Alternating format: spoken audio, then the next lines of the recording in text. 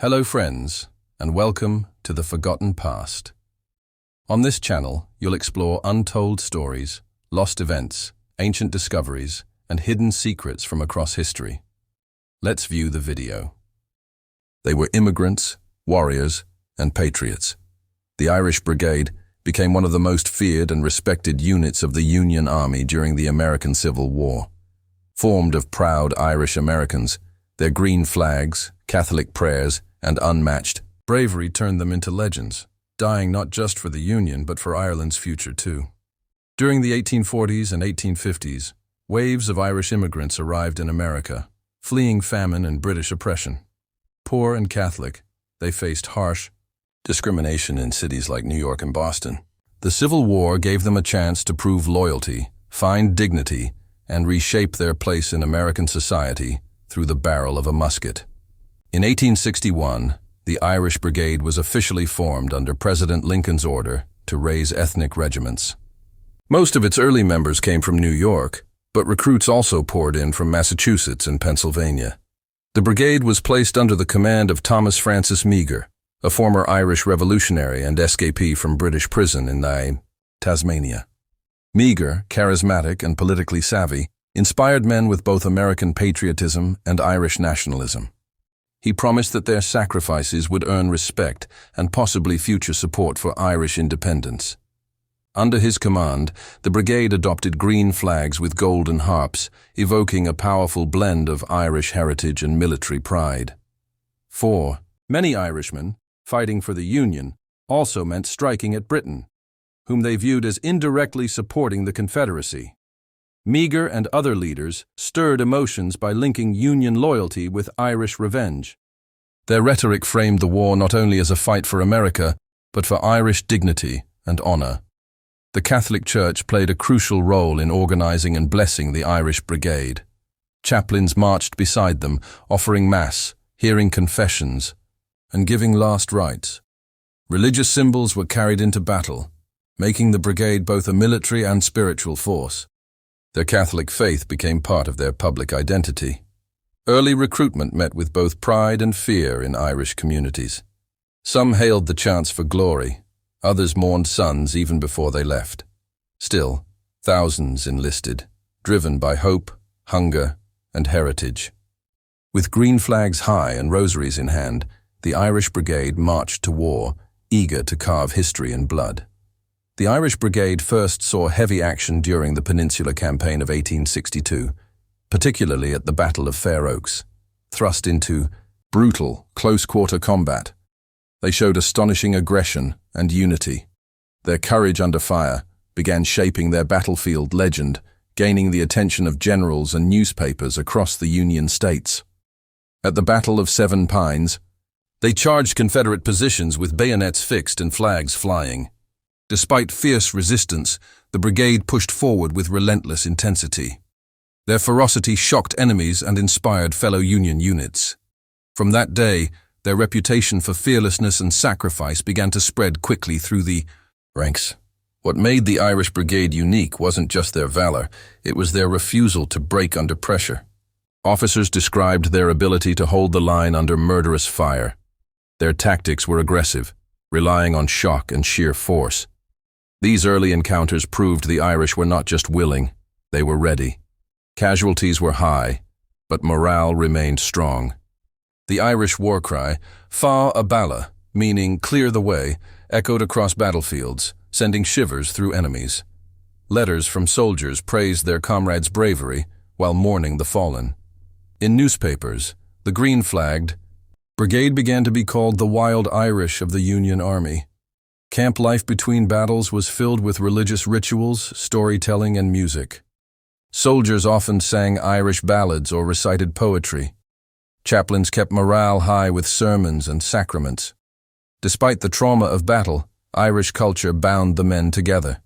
This cultural unity helped maintain discipline and brotherhood in the hardest moments. Confederate troops came to respect and even fear the Irish Brigade. Some Southern letters described them as mad men with green flags, charging with unnatural resolve. Despite fighting for the Union, their enemies acknowledged their skill and bravery. This grudging respect cemented their growing myth on both sides of the conflict.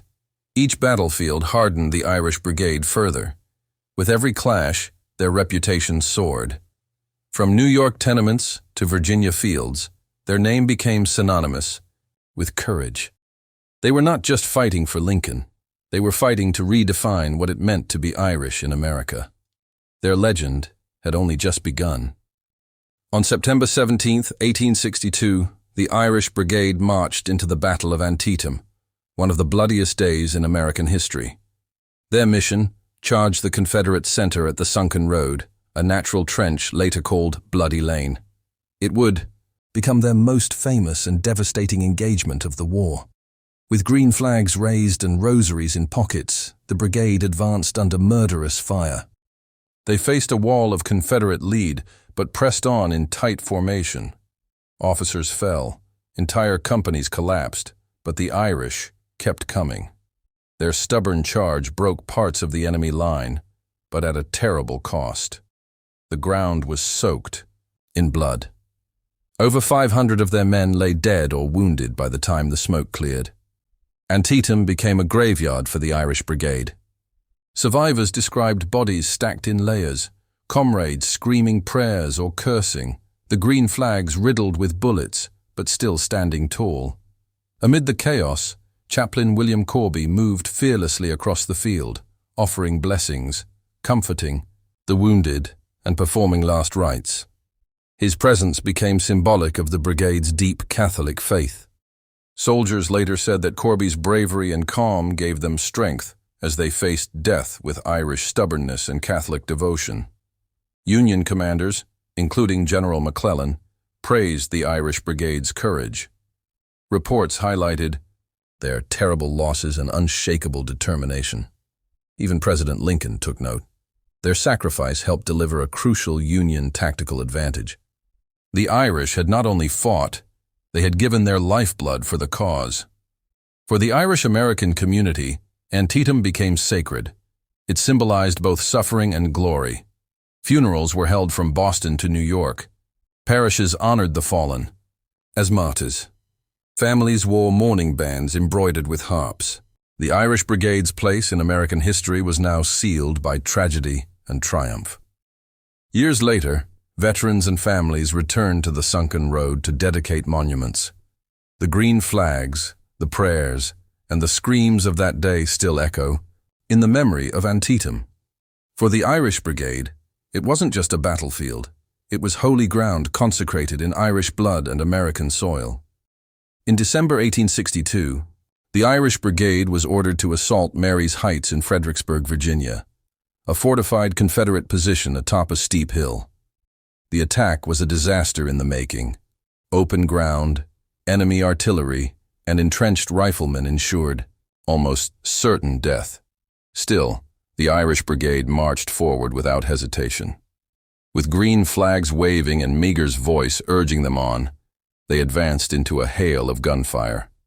They wore sprigs of green boxwood in their caps as a sign of Irish unity. Confederate observers were stunned by their resolve as they charged across the open killing field in perfect formation. The slaughter was immediate and unrelenting. Men fell in rows, torn apart by grape shot and mini-balls. Over 540 Irish soldiers were killed or wounded in a matter of minutes. The ground turned red with their blood. Survivors recalled screams of agony, shattered limbs, and comrades dying inches away.